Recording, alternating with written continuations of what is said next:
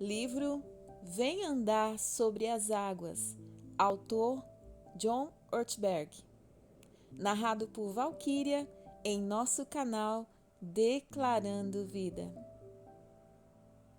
Então Pedro saiu do barco, andou sobre as águas e foi na direção de Jesus. Mas quando reparou no vento, ficou com medo e, começando a afundar, gritou: Senhor, salva-me! Imediatamente Jesus estendeu a mão e o segurou e disse: Homem de pequena fé, por que você duvidou? Mateus 14, 29 a 31. Capítulo 7. A sensação de afundar. Aquele que nunca falhou não pode ser grande. O fracasso é o teste para a grandiosidade. Herman Melville. Nosso ímpeto de dominar e crescer parece que se manifesta já no berço. Quando uma de nossas filhas, cujo primeiro apelido foi Keké, ainda era muito pequena, sua frase predileta consistia nas palavras quer fazer sozinha. Costumava usá-la sempre que alguém tentava ajudar sem que ela pedisse. Sem medo de errar, creio que a repetiu milhares de vezes. Ela queria ocupar o centro das atenções. Preferia o prazer de tentar, mesmo que não conseguisse, a garantir o sucesso que não lhe permitisse aventurar-se e lhe impusesse a passividade. Quando quis andar, trombava a todo instante nas coisas. Corríamos para ajudá-la, mas recebíamos um sinal de advertência com a mão. Quer fazer sozinha. Fico um pouco nervoso quando penso que em breve terá idade suficiente para dirigir. Tendo em vista o padrão já estabelecido, sei o que ela me dirá se eu tentar interferir. Quando somos jovens, o fracasso não nos afeta tanto. Nenhuma criança de 1 ano tropeça ao dar os primeiros passos e pensa: puxa, como sou estúpido e desajeitado. Acho que não fui feito para andar. Não quero que ninguém me veja cair. E ponto final. Prefiro passar o resto da vida engatinhando a repetir essa experiência. As crianças divertem-se bastante lidando com a falta de equilíbrio e caindo quando aprendem a andar. A princípio, seus passos são curtos e vacilantes, mas é do que são capazes. E a única expectativa que têm. À medida que crescemos, no entanto, parece que cresce também nosso medo de cair. Preferiríamos evitar a queda a aprender a andar. Pedro era um bebê no que diz respeito a andar sobre as águas. Seus passos, como sua fé, eram incertos. Estava disposto a correr o risco de fracassar para viver a aventura de confiar mais em Cristo. E Jesus não tinha a menor intenção de tratar o fracasso de Pedro como desculpa para despedi-lo. Ele levava a fé de Pedro muito a sério. Seu discípulo ainda precisava aprender algumas coisas. Sua primeira atitude, no entanto, foi salvá-lo. Como observa Daley Brunner, Jesus repreendeu Pedro e identificou o seu problema. Para nossa felicidade, Jesus salva antes de repreender. Tanto a salvação quanto a repreensão evidenciam o amor de Jesus por Pedro. Creio ser essa uma das questões mais importantes da vida. Por que o fracasso serve de estímulo para algumas pessoas e paralisa outras? Todos nós fracassamos e ninguém gosta disso. No entanto, para algumas pessoas, a experiência se transforma em estímulo para avançar com novos aprendizados, maior experiência, um comprometimento mais vigoroso, um coração cheio de bravura. Para outras, o fracasso produz derrota completa, um sentimento de desânimo, perda da esperança, vontade de se esconder e a decisão secreta de nunca mais sair do barco. O modo como as pessoas percebem o fracasso e reagem a ele faz uma diferença enorme na vida. Mais que o nível de QI, a beleza, o charme e a condição financeira somados. Quem consegue aprender com ele, retendo um sentimento profundo de valor próprio e reunindo motivação para tentar de novo, torna-se mestre em administração de fracasso. O psicólogo Daniel Goleman cita diversos estudos identificando os primeiros colocados em áreas que vão de atletismo à música. A distingui-los, diz ele, há uma obstinação derivada de certos traços emocionais, entusiasmo e persistência diante de revés, acima de tudo. Para estudar esses traços, vamos analisar um período de fracasso na vida de um dos homens mais audaciosos que já existiram, o rei Davi. As escrituras relatam que por muito tempo Davi experimentou uma brilhante carreira de sucesso. Foi ungido por Samuel como rei de Israel. Ainda menino, venceu o inimigo mais terrível da nação, Golias. O rei Saul escolheu para guerreiro e músico. O exército o adorava. As pessoas escreviam canções a seu respeito. Saul matou milhares e Davi dezenas de milhares. Davi sabia o que significava andar sobre as águas, confiava em Deus e por muito tempo tudo que tocava se transformava em ouro. O palácio era seu destino. Então, algo estranho aconteceu. Uma a uma, todas as coisas maravilhosas que ele recebera lhe foram tiradas. Davi perdeu o emprego. Fora promovido de pastor a músico da corte, depois a guerreiro, o oficial mais bem-sucedido do exército.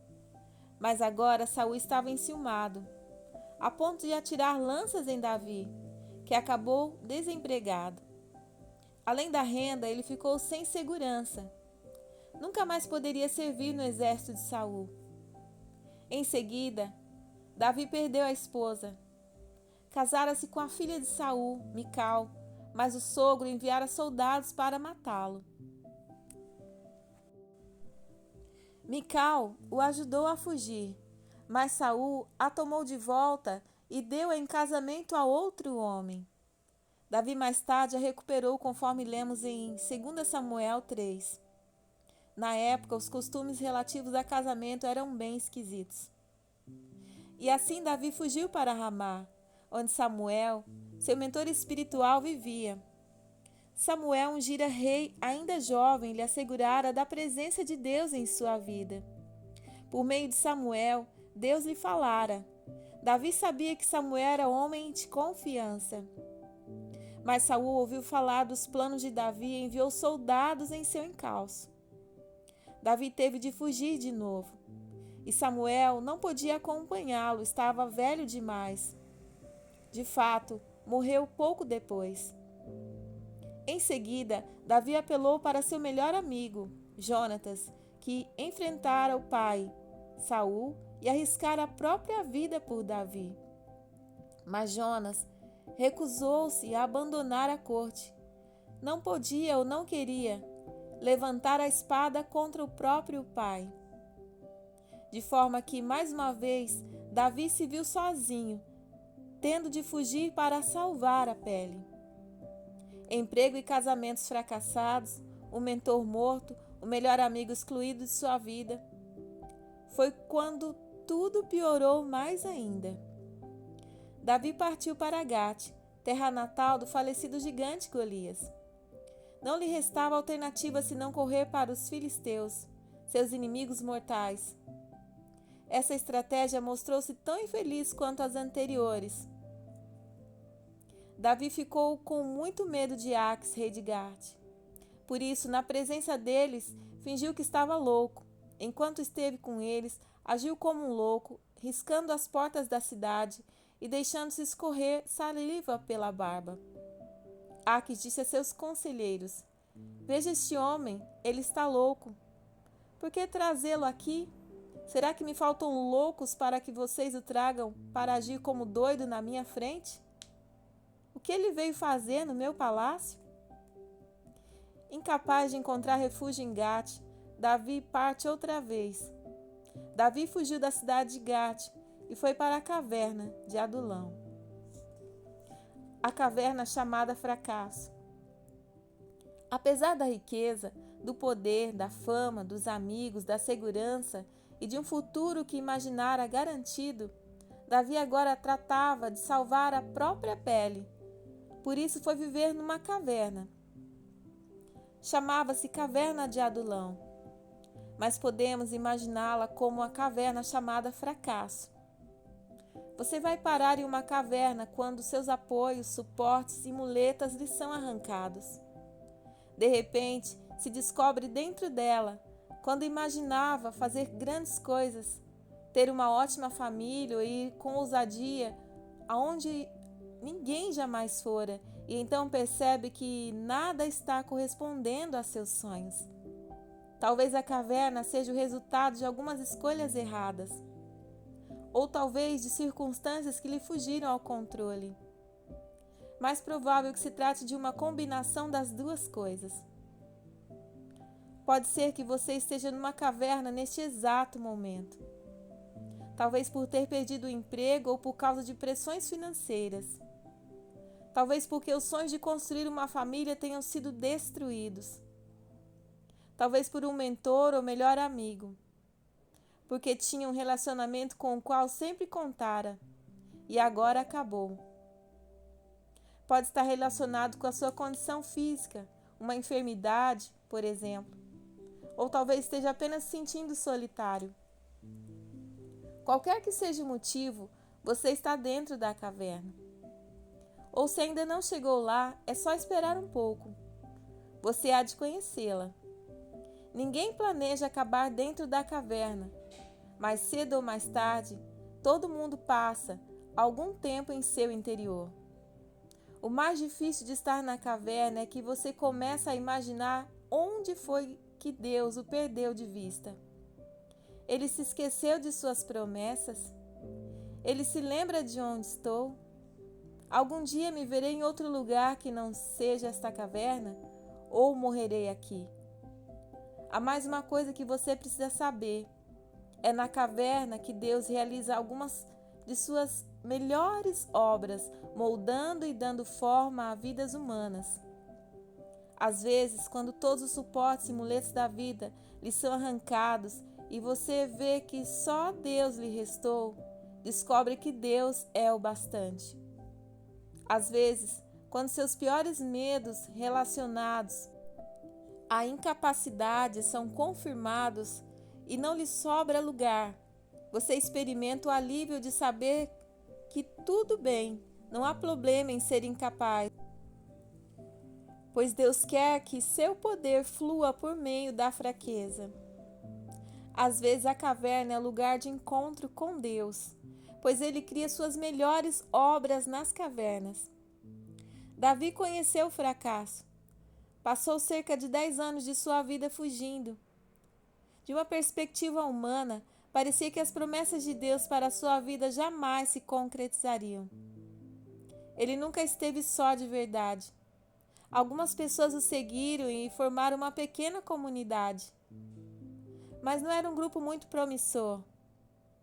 Também juntaram-se a ele todos que estavam em dificuldades, os endividados, os descontentes, e ele se tornou o líder deles.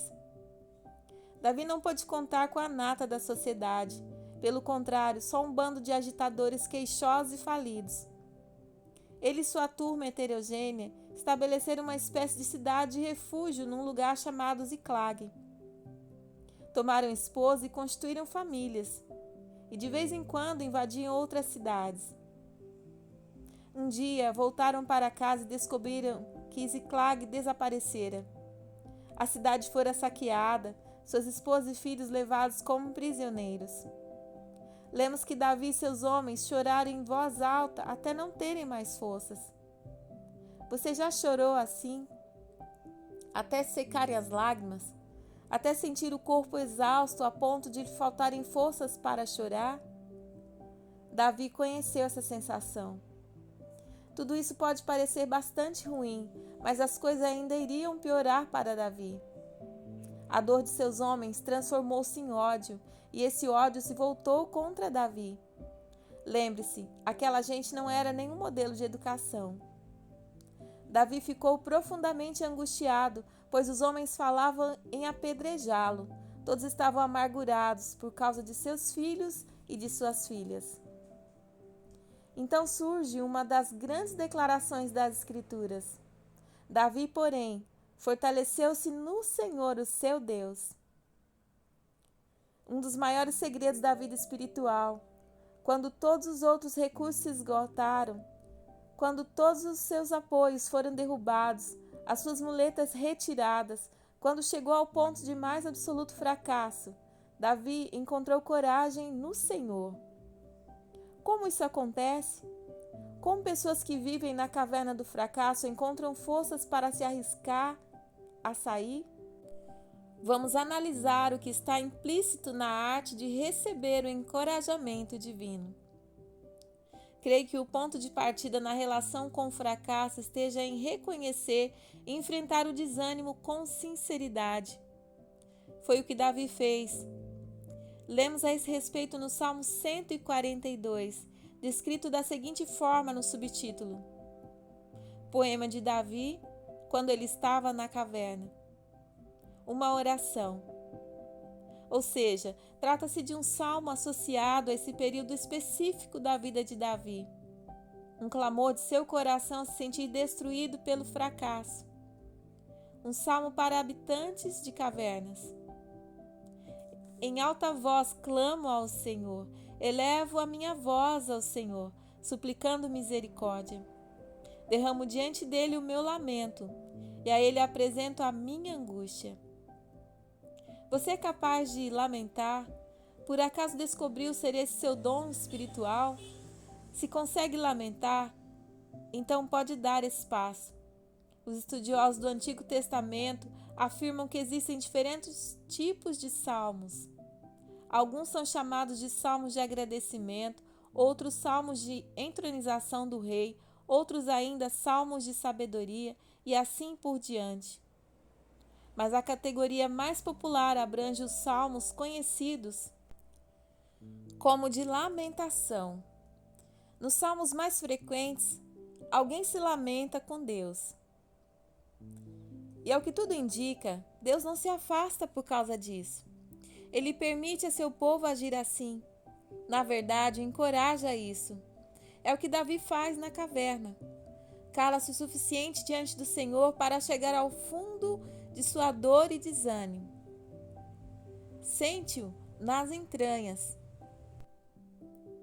No entanto, muita gente nunca tem a coragem de imitá-lo.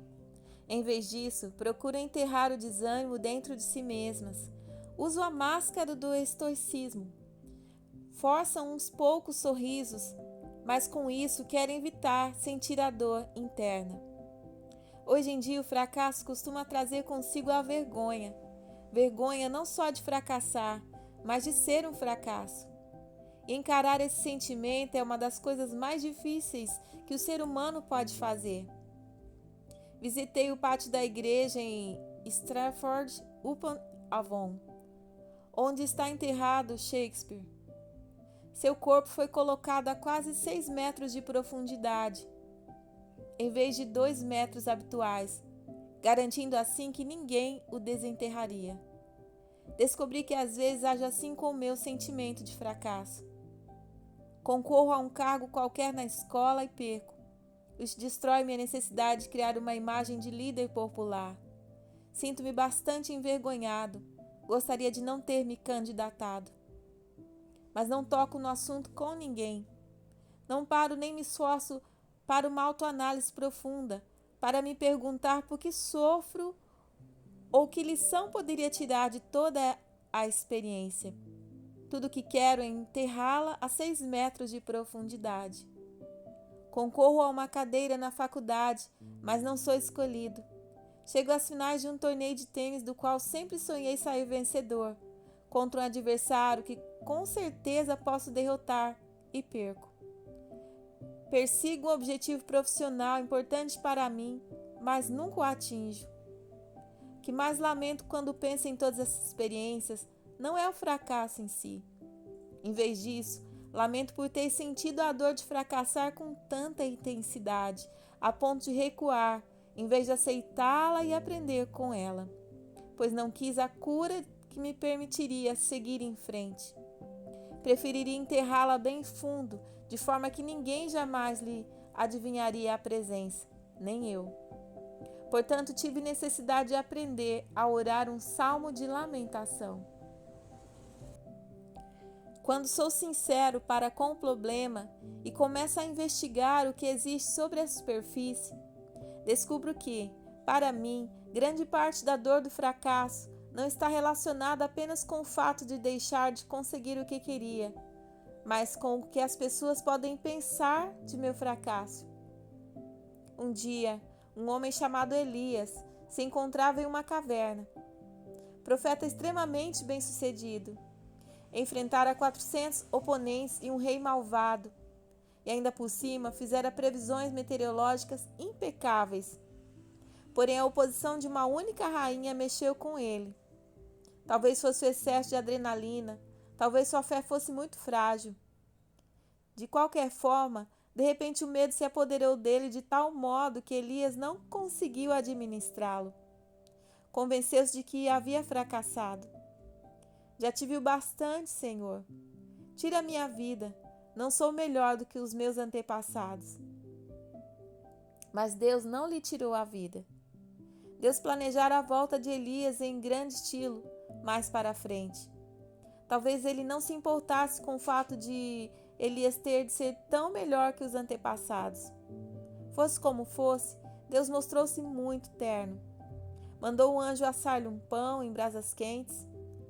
Sinto-me tentada a dizer alguma coisa sobre a origem do papo de anjo, incentivá-la a dormir um pouco. Resumindo, Deus tratou Elias como você faria com um bebê embrulhado. Coma alguma coisa, durma um pouco e mais tarde conversaremos. Quando estiver se sentindo melhor, deixe para aprender a andar outro dia. Elias subiu um monte e entrou em uma caverna. Foi quando soube que o Senhor estava prestes a passar por ali. Como já vimos, essa frase indica uma epifania, a manifestação de Deus. Depois de um vento forte, do terremoto e do fogo, veio o murmúrio de uma brisa suave. Em seguida, uma voz, a voz de Deus lhe fazendo uma pergunta maravilhosa. O que você está fazendo aqui, Elias? A melhor parte é que Deus não disse: o que você está fazendo aí? Deus estava com Elias na caverna. Imagino se Elias surpreendeu com isso. Em tempos de grande sucesso, não é difícil acreditar na presença de Deus. Suspeito que, ao desafiar os profetas de Baal e ver o fogo descer do céu para consumir as oferendas sobre o altar, em resposta a uma única oração, Elias soube que Deus estava lá.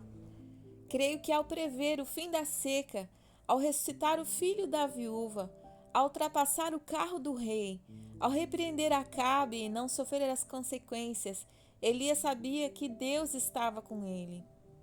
Mas acho que talvez a caverna seja o melhor lugar do mundo para descobrir que se é amado por Deus. Pois, se você sabe mesmo que Deus o ama quando o fracasso lhe pesa nas costas, nunca sentirá que transpôs os limites de seu cuidado. Um dos grandes presentes que o fracasso pode nos dar é o reconhecimento de que somos amados e valorizados por Deus, exatamente quando estamos na caverna do fracasso. Foi na caverna que Davi clamou a Deus: Tu és o meu refúgio, és tudo que eu tenho na terra dos viventes. Enquanto a percepção que tenho de meu próprio valor e importância estiver vinculada a meu sucesso, sempre haverá insegurança. Mas se estou convencido até a medula de que sou tão valorizado e amado por Deus, como quando dei de cara no chão, então serei envolto e preso por um amor mais forte que qualquer sucesso ou fracasso. Você pode correr o risco de ser honesto com Deus por um motivo muito importante.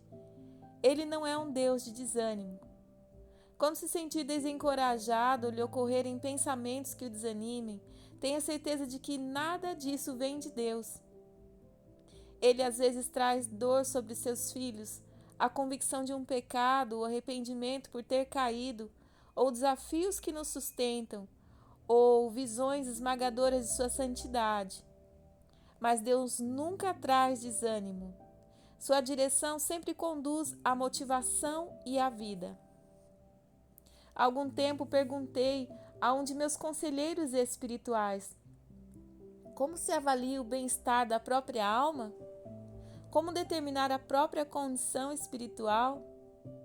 Meu amigo respondeu que a primeira pergunta que se faz é esta: hoje em dia fico desanimado com maior facilidade? Porque, explicou, se estou andando bem junto de Deus, se percebo que Deus está comigo, acho que os problemas perdem a capacidade de prejudicar meu espírito. Mãos à obra.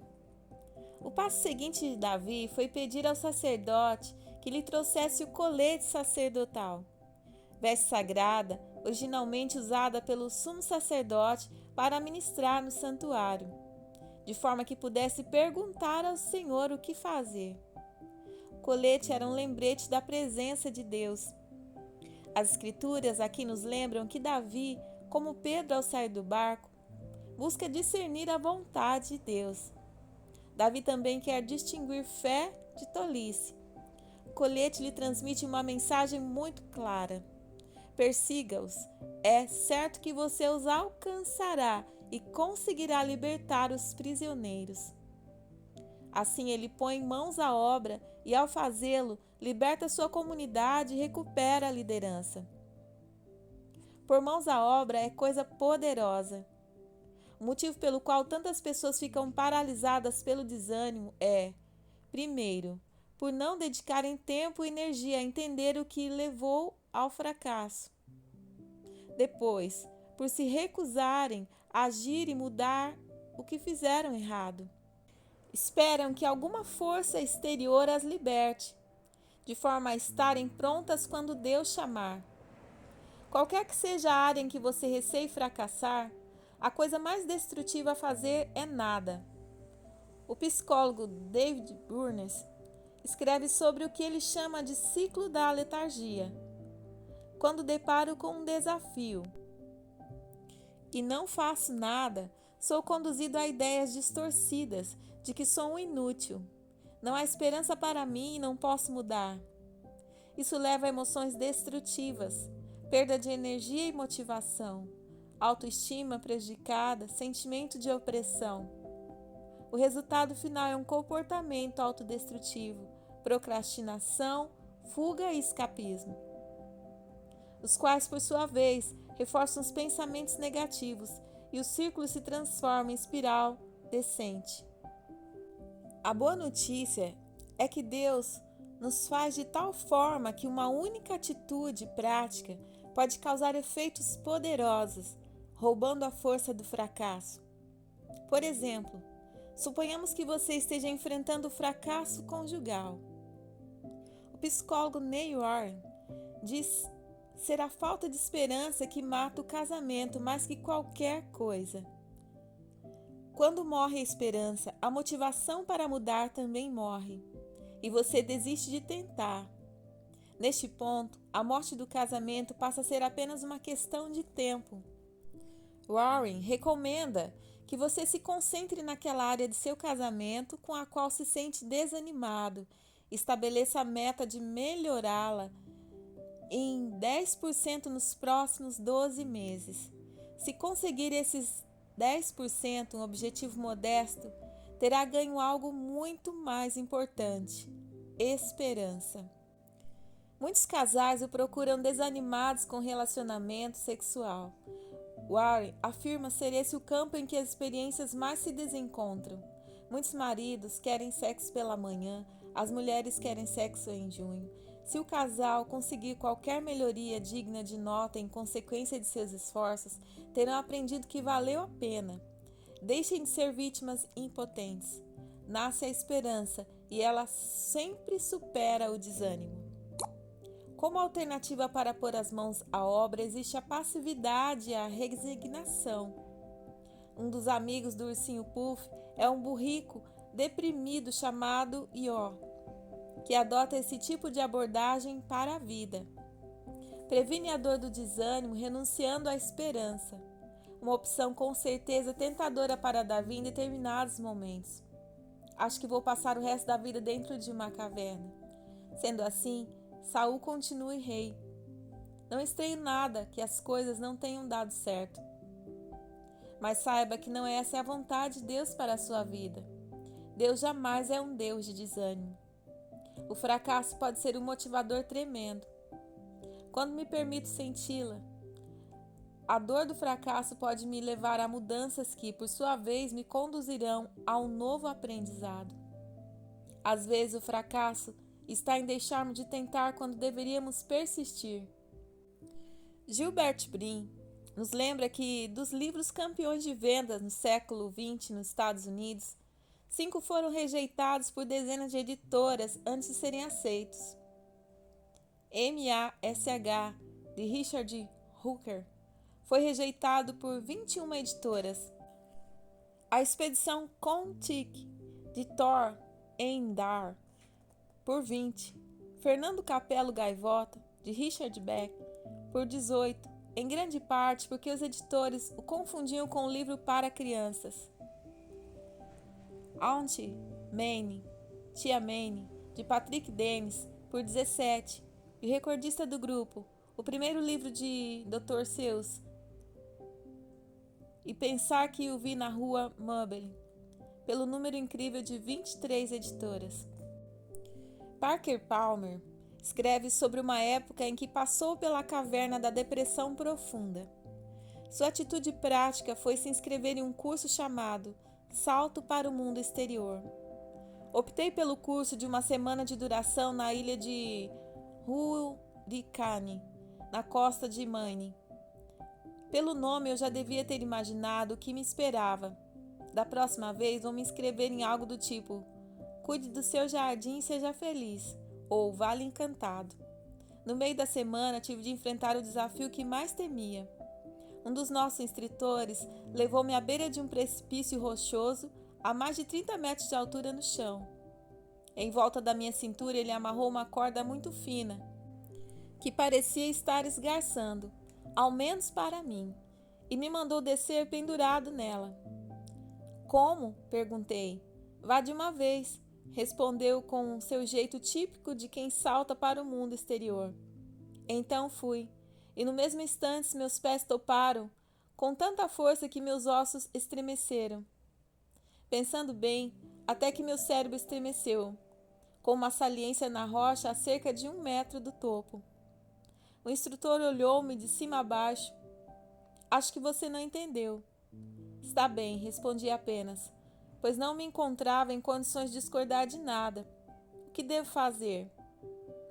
O único jeito de descer por aqui é inclinando-se para trás o máximo possível. Seu corpo precisa ficar em ângulo reto com a rocha, mantendo sempre todo o peso nos pés. Não é o jeito mais natural para nós, mas é o único que funciona. Eu sabia que ele estava errado, claro. Tinha certeza de que o truque estava em abraçar a montanha, permanecer o mais próximo possível da rocha. Então tentei de novo, do meu jeito, e dei com os pés na saliência seguinte, 1 metro abaixo. Não, você ainda não entendeu, comentou o instrutor, querendo ser útil. Muito bem, diga-me como devo fazer. Incline-se para trás, disse, e deu o próximo passo. O próximo passo era bem grande, mas fiz conforme ele orientara. E, maravilha das maravilhas, deu certo. Joguei o corpo para trás, para o espaço vazio, os olhos fixos nos céus em oração, movendo os pés bem devagar, descendo pouco a pouco, ganhando confiança a cada passo.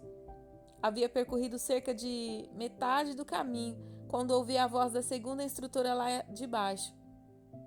Parker, pare um pouco e veja onde está prestes a meter os pés. Olhei devagar para os pés e percebi que me aproximava de um buraco fundo na encosta da rocha. Para continuar descendo, teria de contorná-lo, ou seja, não poderia manter a linha reta que já se tornara confortável para mim. Precisaria mudar de rumo e desviar-me do buraco. Tinha certeza absoluta de que a manobra me levaria à morte.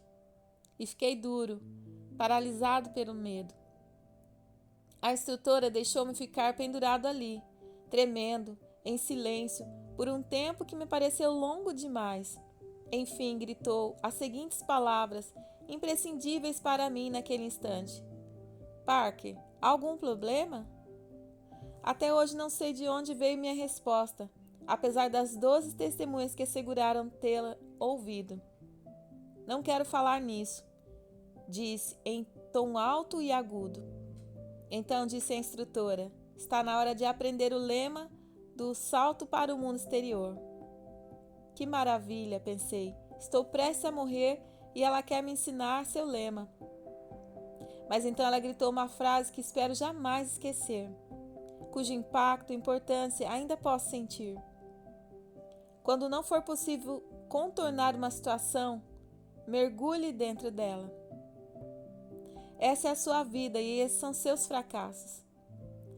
Não vai aparecer nenhum helicóptero para resgatá-lo. Nenhum gênio sairá da lâmpada para ajudá-lo. Não existem borrachas mágicas que façam as coisas desaparecerem. Essa é a sua vida. Não dá para evitá-la. Então mergulhe dentro dela. Dê um passo de confiança em Deus na área em que se sente fracassado. Dê um telefonema para enfrentar uma situação que você vem evitando. Abra um livro para começar a estudar um projeto que você tem adiado por achá-lo grande demais. Escreva uma carta para começar a procurar o emprego de seus sonhos. Frequente um curso para adquirir novas habilidades que possam levá-lo a um crescimento significativo em sua vida. Um pequeno passo prático vale por 100 discursos de incentivo que você possa fazer a si mesmo. Lembre-se, porém, de uma coisa: esteja disposto a fracassar. No filme Carruagens de Fogo, o corredor inglês Harold Abrams compete com o campeão escocês Eric Liddell e perde pela primeira vez na vida. A dor do fracasso é tão grande que Harold decide nunca mais correr. Sua namorada, Sybil, lhe diz: Harold, isso é ridículo. Você perdeu uma corrida, não um parente. Ninguém morreu. Eu perdi, lamenta. Sei disso, eu estava lá. Lembro de cada detalhe. Foi maravilhoso. Você foi maravilhoso. Ele foi mais maravilhoso, só isso. Naquele dia, venceu o melhor. Ele tomou a dianteira. Não havia nada que você pudesse fazer. Foi uma vitória justa. Bem, então é isso. Talvez tenha sido melhor assim, já que não sabe perder. Não corro para perder, corro para ganhar, grita Harold. Se não posso vencer, não corro. Sybil cala-se por um instante e então lhe diz firmemente: se não correr, não poderá vencer. Fazer a melhor corrida de sua vida, dar tudo de si e vencer. Que experiência gloriosa! Participar da corrida, dar o melhor de si e perder. Como dói! Mas não significa que você fracassou. Fracassar é recusar-se a correr. O fracasso como professor. A história de Parker Palmer indica outro aspecto importante da administração do fracasso: reservar tempo e ter coragem para aprender com o fracasso. Um livro intitulado Arte e Medo mostra como o fracasso está vinculado ao aprendizado e como aquele lhe é indispensável. Um professor de cerâmica dividiu sua classe em 2 grupos. Um grupo seria avaliado apenas em relação à quantidade de obras produzidas. 20 quilos de cerâmica equivaleria à nota A, 15 à nota B e assim por diante. O outro grupo teria de apresentar qualidade. Os alunos desse grupo fariam um único pote, mas teria de ser muito bom. Por incrível que pareça, os potes de melhor qualidade foram apresentados pelo grupo encarregado da produção em massa. Parece que enquanto fabricavam um pote atrás do outro, estavam aprendendo o tempo todo com os desastres e crescendo como artistas. O grupo da qualidade perdeu tempo teorizando sobre a perfeição e preocupando-se com ela, mas na verdade não progrediu em nada. Ao que tudo indica, pelo menos quando se trata de cerâmica. Tentar e fracassar, aprender com o fracasso e tentar de novo, funciona muito melhor que esperar pela perfeição. Um pote nunca é um fracasso, por disforme que seja. Cada um representa um passo no caminho para a nota A. Um caminho forrado de potes imperfeitos, mas não existe outro. Pedro fazia parte do grupo da quantidade. Seu andar sobre as águas não foi uma obra-prima. Porém, quando chegou ao fim, Jesus o ajudou a esclarecer seu fracasso. Homem de pequena fé, por que você duvidou? Sua fé ainda não merecia um A, mas pelo menos era mais forte que a dos outros 11 discípulos sentados no barco, integrantes do grupo da qualidade. E da próxima vez, a fé de Pedro se mostraria um pouco mais forte ainda.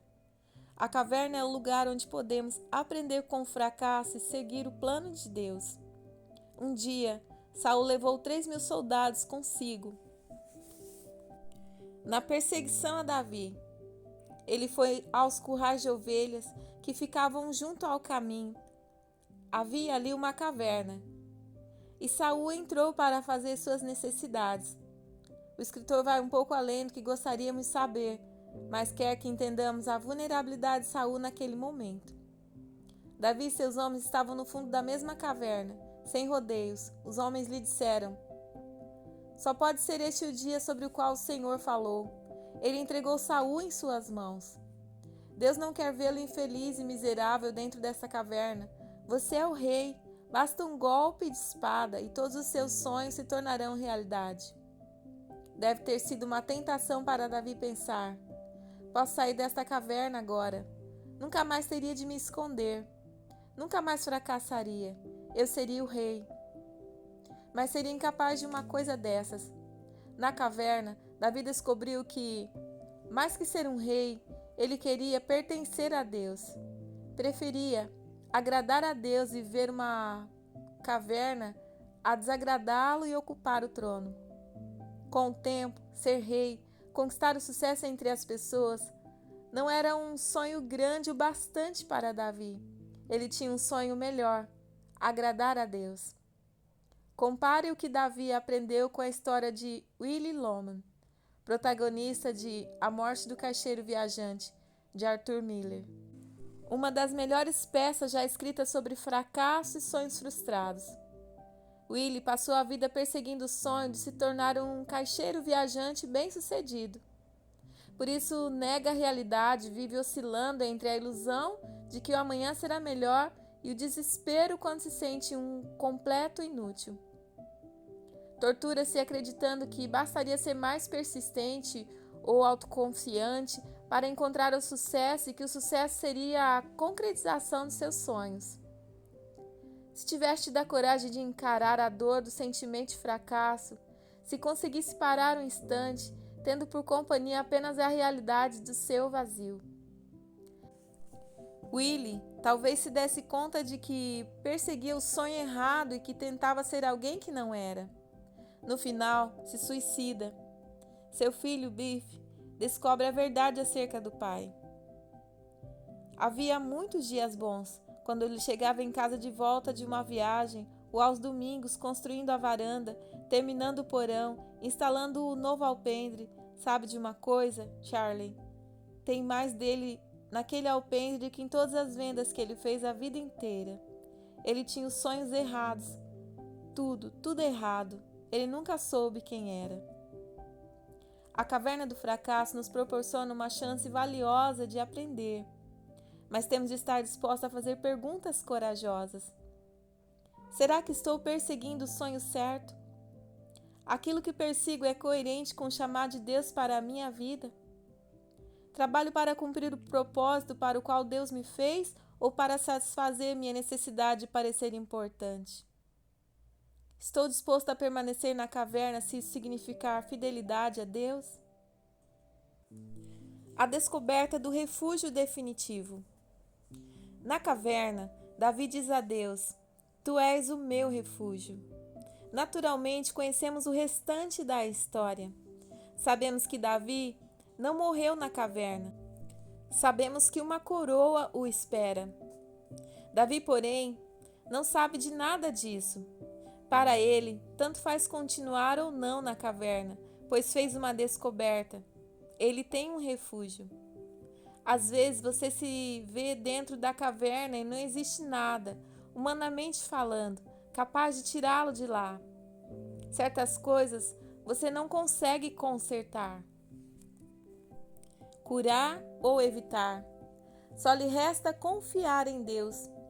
Descobrir o refúgio definitivo em Deus significa tornar-se tão envolvido por sua presença, tão convencido de sua bondade, tão dedicado a seu senhorio que até a caverna lhe parece um lugar de segurança máxima, pois ele está ali com você.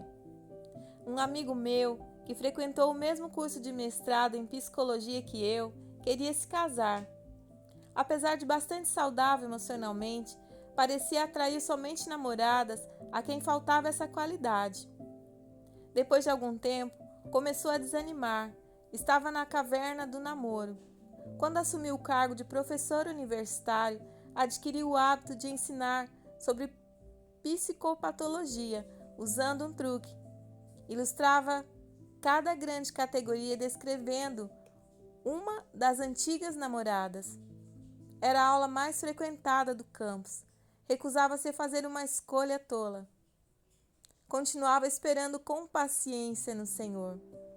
Lembre de quando finalmente conheceu a mulher que se tornaria sua esposa, uma cristã dedicada, pessoa vibrante e emocionalmente saudável, com habilidades significativas para estabelecer relacionamentos.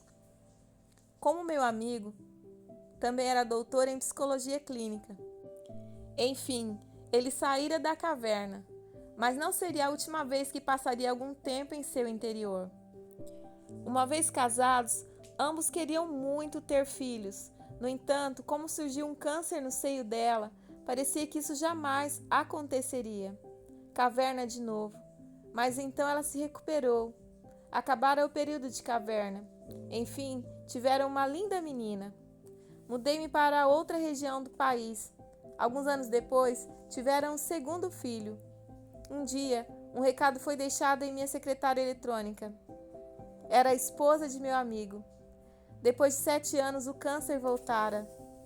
Desta vez aparecera nos ossos e não havia como operá-la.